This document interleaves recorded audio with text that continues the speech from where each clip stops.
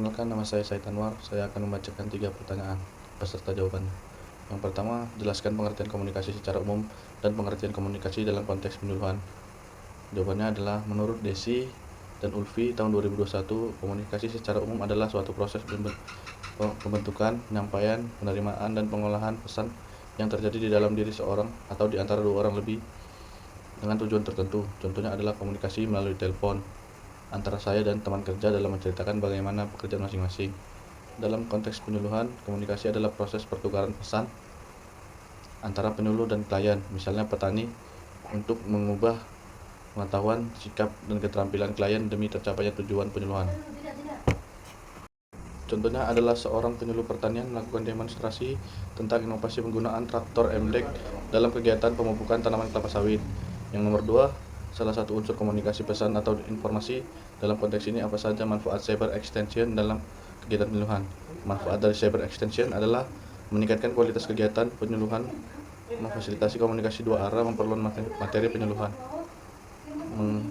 menghemat sumber daya. Cyber extension dapat menghemat tenaga kerja dan waktu, meningkatkan produktivitas dan efisiensi. Yang ketiga, bagaimana cara penyuluh mengefektifkan komunikasi. Yang pertama, memahami audiens, petani, atau masyarakat. Penyuluh harus mengenal dan memahami karakteristik, latar belakang, pengalaman, dan kebutuhan mitra bicaranya. Penyesuaian gaya komunikasi dengan audiens sangat penting. Yang kedua, menggunakan bahasa yang tepat. Pesan harus disampaikan menggunakan bahasa yang sederhana, mudah dipahami, dan sesuai dengan konteks lokal, menghindari istilah teknis yang rumit. Yang ketiga, menerapkan pola komunikasi dua arah. Komunikasi yang efektif melibatkan interaksi timbal balik atau diskusi alih-alih hanya satu arah penyampaian informasi. Umpan balik terbuka sangat penting untuk memastikan pesan dipahami dengan benar. Soal nomor 4, mengamati kegiatan penyuluhan di masyarakat yang bertani kelapa sawit.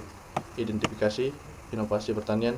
Inovasi pertanian yang disampaikan adalah penggunaan traktor MDEK untuk pelaksanaan pemupukan modern.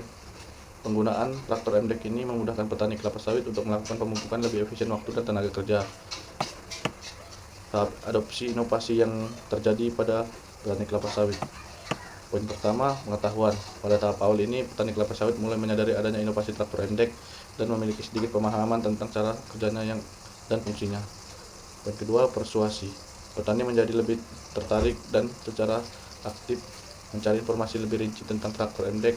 Mereka mulai mengevaluasi potensi manfaat dan membandingkan dengan metode konvensional yang bisa mereka gunakan. Poin ketiga, keputusan. Berdasarkan evaluasi tersebut, petani membuat keputusan untuk mengadopsi atau menolak penggunaan traktor MDEK. Poin keempat, implementasi. Petani mulai menggunakan traktor MDEK secara penuh dalam kegiatan perkebunan kelapa sawit. Pada tahap ini, mereka mempelajari lebih dalam tentang mengoperasikan dan memelihara alat tersebut secara efektif. Poin kelima, konfirmasi. Setelah menggunakan traktor dalam jangka waktu tertentu, petani mencari pembenaran atas keputusan yang telah dibuat. Mereka mengevaluasi kembali hasil didapat.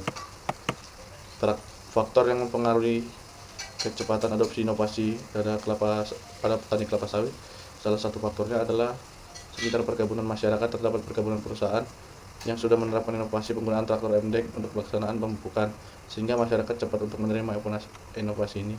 Sekian dari saya, terima kasih.